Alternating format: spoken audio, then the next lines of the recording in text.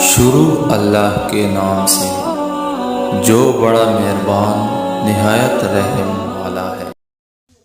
السلام علیکم ورحمۃ اللہ وبرکاتہ۔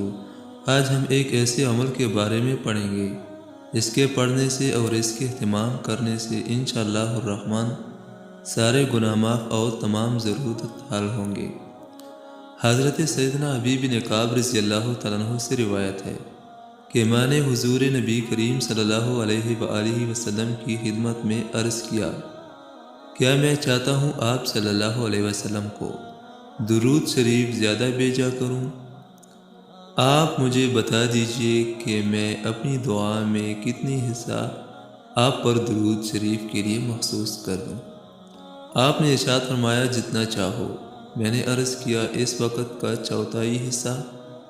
آپ نے ارشاد فرمایا جتنا تم چاہو، اور اگر اور زیادہ کرو گے تو تمہارے لیے بہتر ہی ہوگا۔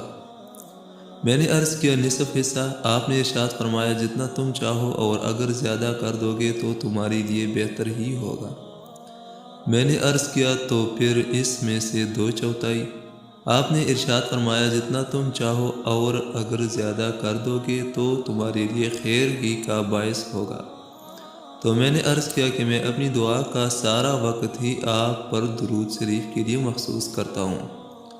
آپ نے ارشاد فرمایا اگر تم ایسا کرو گے تو تمہاری ساری فکروں اور ضرورتوں کی اللہ تعالیٰ کی طرف سے کفایت کی جائے گی اور تمہارے سارے گناہ و قصور ختم کر دیے جائیں گے۔